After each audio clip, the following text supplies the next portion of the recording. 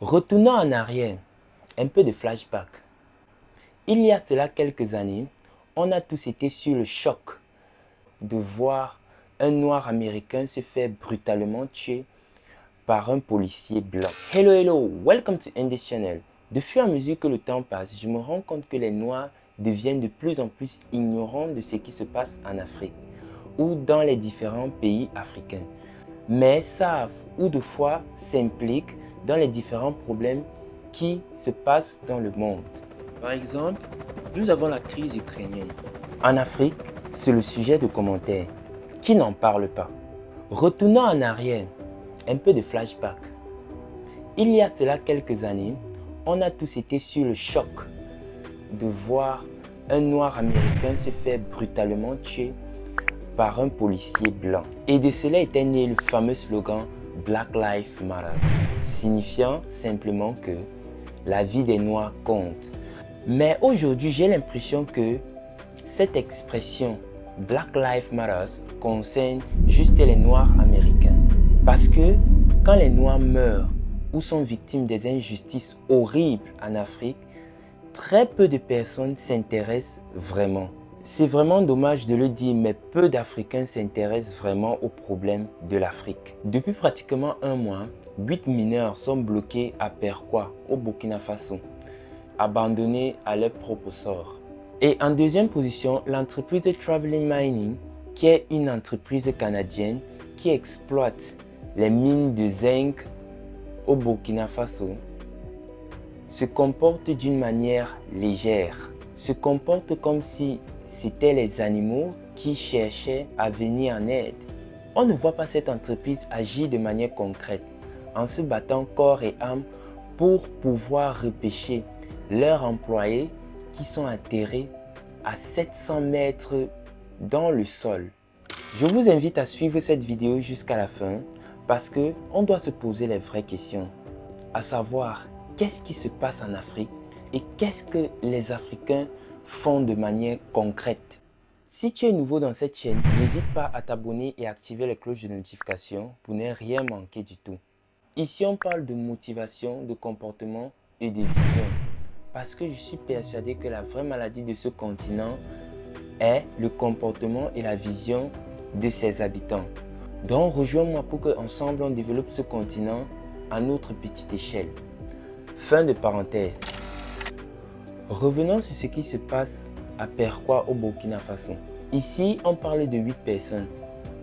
6 Burkinabés, un Tanzanien et un Zambien qui sont bloqués dans une mine de zinc exploitée par une entreprise canadienne called Traveling Mining.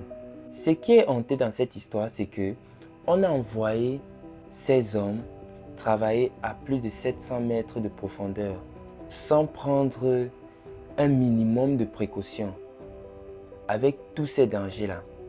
De nos jours, nous savons qu'il y a plusieurs façons de contourner ces dangers-là, notamment le danger de l'inondation souterraine.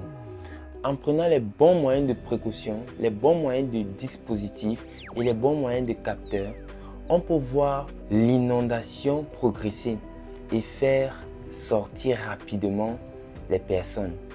Mais, dommage ou désolé pour ces travailleurs, l'entreprise canadienne n'a pas pris ses dispositions.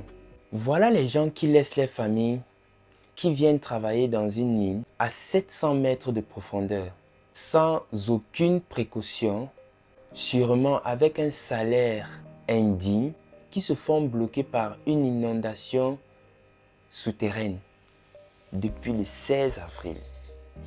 Je me demande vraiment s'ils sont encore vivants. Bref, on se demande tous s'ils sont encore vivants. Mais on espère que c'est le cas. Aujourd'hui, ce qui me dépasse, c'est que je ne vois personne en parler. À part les médias burkinabés, personne n'en parle. Je ne vois pas les grands médias d'Afrique internationaux en parler. Je ne sais pas si vous connaissez cette histoire, mais il y a eu à peu près la même scène qui s'est passée en Chili il y a 10 ans, où il y avait 30 mineurs qui étaient eux aussi bloqués à 700 mètres de profondeur. Et pratiquement pendant 69 jours, le monde entier avait les yeux rivés sur la Chili parce qu'on suivait jour après jour le sauvetage de ces mineurs. On a creusé un forage de 700 mètres au niveau de la mine pour pouvoir les sortir et les ramener à la surface. Et heureusement, ils sont sortis indemnes. Et aujourd'hui, nous sommes en Afrique. C'est le silence total.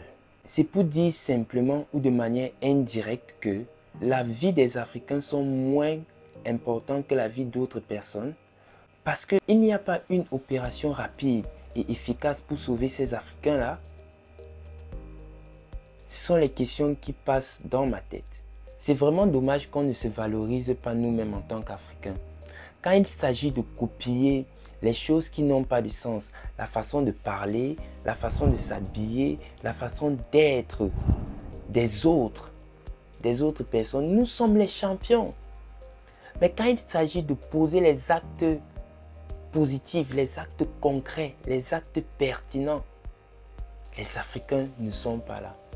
Parlons même de cette entreprise canadienne qui se permet de venir exploiter une mine sans prendre des précautions pour son personnel, sans valoriser son personnel. Ce qui est encore plus choquant dans toute cette histoire-là, c'est que quand ils ont su qu'il y avait l'inondation, l'entreprise a essayé de prendre les matériaux de gauche à droite et a essayé de pomper l'eau pour libérer de manière, comme j'appelle comme les gars du quartier. Tu viens établir ton entreprise et tu te comportes comme les gars du quartier, essayer de prendre les matériaux de gauche à droite pour essayer de pomper l'eau et libérer l'espace qui est sur terre. C'est choquant. Est-ce que ceci peut se passer en Amérique, au Canada? Imaginez-vous. Mais quand ils arrivent ici, c'est la terre de nobody. Nous sommes les chèvres, nous sommes les moutons. Et toutes ces entreprises-là se permettent de faire ce qu'ils veulent avec nous. Et pour couronner le tout, le matériel de sauvetage n'était pas de bonne qualité. Donc ça tombait tout le temps en panne. Ça tombait tout le temps en panne. Welcome to Africa. Welcome.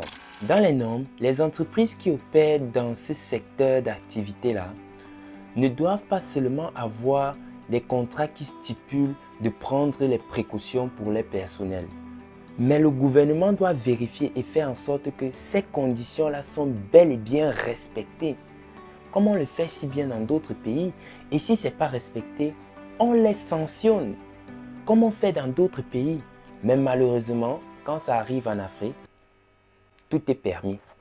Ça fait honte de le dire, mais la majorité de nos États s'en foutent de nous. Tant qu'ils ont les petits parts du gâteau, ils abandonnent leur population à leur sort. Au Canada, ceci ne pouvait pas avoir lieu.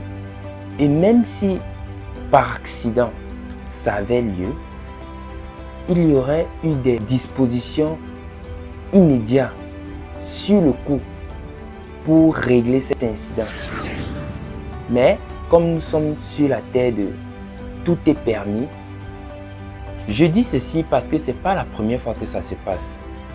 Si mes souvenirs sont bons, l'année dernière, ce même événement s'est déroulé au Congo, dans une entreprise chinoise.